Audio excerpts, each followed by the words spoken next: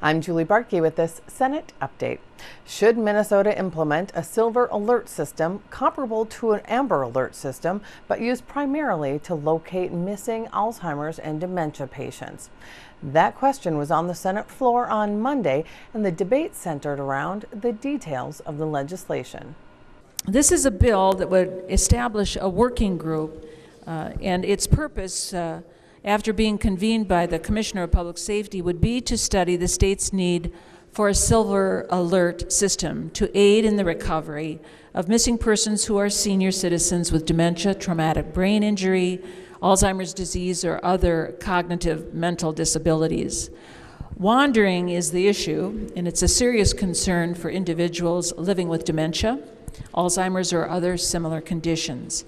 We know that 6 out of 10 people with Alzheimer's will wander at some point during that disease process. And we also know that the incidence of Alzheimer's has been increasing and will continue to increase because of the growing number of senior persons in our population. I think it might be helpful for you to know that about 35 states currently have silver alerts or similar systems, and that this bill would study the need for the cost of establishing a silver alert program in our state. I would like you also to know that the language of the bill indicates that this work group shall assess the state's current notification system, which is used already to locate missing persons in special situations, including the state's Amber Alert program. And it's also, the working group is asked to examine alert systems in other states. That will help us determine whether or not we are using the most successful methods for locating missing persons, including vulnerable seniors. The BCA has testified in support of this bill, along with the Alzheimer's Association.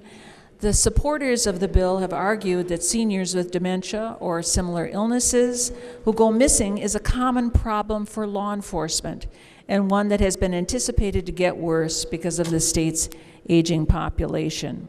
The bill itself indicates that the working group is going to have to make a report on its findings, whether or not it's an appropriate system to use for silver alert, whether or not there needs to be changes to the overall alert system, and what the costs of that would be. And the bill also articulates the description of the membership of the working group. That's a complete description of the bill, and I'm hoping for your support. Is there any discussion?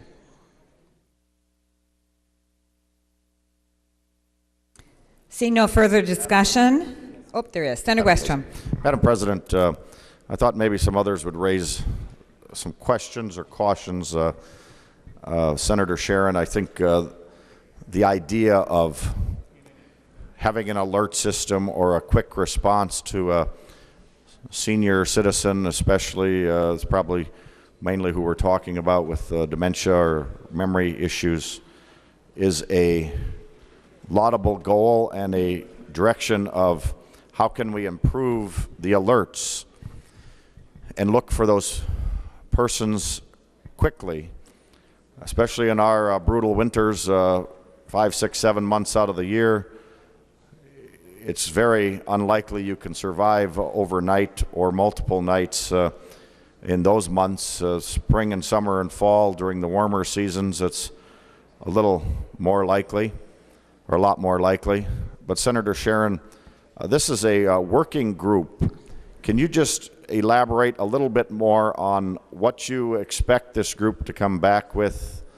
And then at that time, would that be when we would enact either an alert system or something else that they might recommend?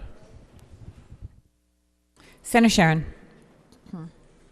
Thank you, Madam President, and thank you for the opportunity to articulate what is in the language of the bill. You may not have the bill in front of you, so I'll just review with you that the group is to make recommendations about whether or not we should establish a silver alert system, including, but not limited to, criteria for activating that system. And as well, we want the committee to assess the state's current notification system. the one that is used to locate people under special circumstances, such as the Amber Alert System. And we expect the working group to assess alert systems in other states to determine what is the most successful methods for us in seeking missing persons, including vulnerable senior citizens. They are to articulate recommendations to us. They will not be implemented without further legislative action. And including in the recommendations should be an analysis of the cost of that program. Senator Westrom. Madam President, Senator Sheran, thank you. I just raised the concern, and I think this working group is a okay process to go, and I will plan to support this part of it. I guess I would do it with the caution, and I think you've stressed this a little bit, whether they could come back and say this, we should not do this, and I guess that's my concern, because our Amber and our alert systems are so important, and it's always hard to exactly find what should be alerted and what shouldn't. I find myself in the last month or so with the 10-year-old in the Anoka or Crystal area, I forget his name offhand, but the alert system was not alerted, because I remember one of the news reports saying there wasn't criteria met, that they thought there was a threat, and it didn't warrant an alert system. And so one could question whether or not that would have helped in that situation or not, and time maybe will tell. But I remember myself thinking, I wonder why that alert wasn't made, and the authorities dealing with it obviously followed the process. The flip side is also my concern, though, that we don't have so many things we will alert the public to that it desensitizes the real urgent ones that might have criminal matters at hand. There might be somebody on the loose with dangerous weapons with intent to harm or kill, or some other dangerous issue going on where it's important for the public to take note. It's a little bit like the story about the little boy who cries wolf, and I share this with my children at times, and we all know it, and how important it is not to have a system that alerts so often that everybody becomes desensitized to it and they don't think anything of it. And so, Senator Sheran, I raised those concerns as the working group would move forward, that they consider that very seriously, and maybe there's other ways to alert than just going through the crime network alert system when somebody's more local, or maybe there's a certain area that people are pretty sure that they are in, versus going through the whole crime network alert system. And so I raise those concerns from the Senate and from our perspective of not diminishing the crime alert system that we all need to take notice of when there really is a dangerous situation or a kidnapping or a child missing, that we could likely stop or help if we quickly act. And so, Senator Sheran, I just raised those concerns. Thank you for your comments, and we'll wait and see what the working group comes back with. Senator Nelson. Thank you, Madam President and members. I rise in support of Senate File 857. I want to thank Senator Sheran for looking ahead at the vision that is coming our way. We have 10,000 baby boomers that turn 65 today in this nation. Minnesota is no exception. And tomorrow another 10,000, and the next day another 10,000, and on every day for the next 19 years. That's the magnitude of people who reach that age of 65, who 1 out of 9 will have Alzheimer's.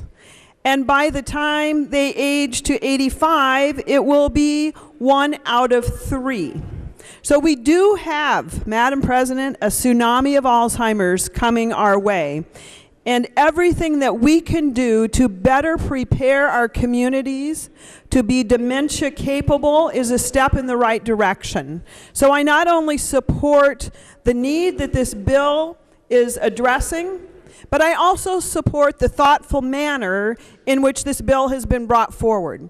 Members have raised very good questions about how should a silver alert system be organized. What are the details? And we know how important details are, and that's why I appreciate the focus in this bill of a working group to determine those details. But members, make no mistake, Alzheimer's is headed our way in big numbers. This is one small thing that our state can be doing to better prepare. And let me just say, as a daughter whose father has been in this position, there is something very frightening about an elderly gentleman who has wandered away, not knowing who he is or where he is, and for the family to try and find them. So again, I would urge a green vote, members. Thank you.